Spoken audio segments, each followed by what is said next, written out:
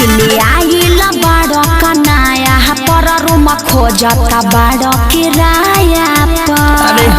अरे बोलो दिल्ली आइल बाड़ो कनाया पर रूम खोजता बाड़ो किराया पर। तो दे दो काम करी हो न कवनो दुना मारा बुझला। सुनो तोहर नीचे वाला कमरा पसंद बाटे हमारा। सही में ठीक है बा। दे दो अरे नीचे वाला कमरा पसंद बाटे हमारा। चला आगे समझा दी कैसे रहे के बा। बताओ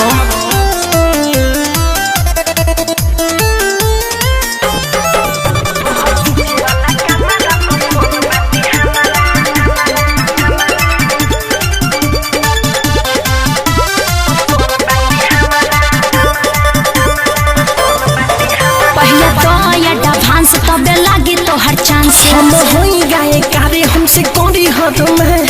अरे ऐसे कैसे हो एडवांस तो दे वही के पड़ी। पहले तो एडवांस तबे लागे तो हर चांस हम होई गाए कारे हमसे कोरी हद में। चुप रह काहे बाड़ो पढ़ावत मुहावरा। अरे ऐसन बात नइखे हो तोहर नीचे वाला कमरा पसंद बाटे हमारा। ठीक है बा मिल जाइए नीचे वाला कमरा पसंद बाटे हमारा। चल एडवांस लावा हो जाइए तो ले लो तैयार बनी।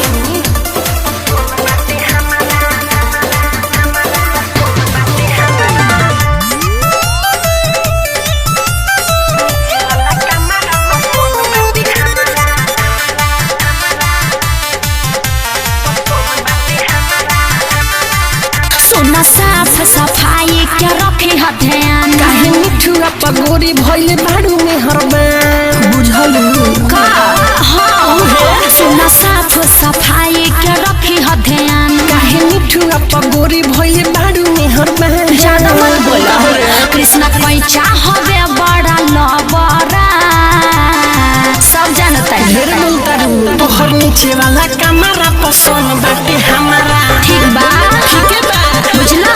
हाय हाय नीचे वाला कमरा पसंद बाटे हमारा। एडवांस लावा हो जाइए ठीक है बा दिल्ली आइल बाड़ो कनाया पर रूम खोजता बाड़ो किराया पर। तो दे दो काम करी हो न कवनो दुना मारा बुझला।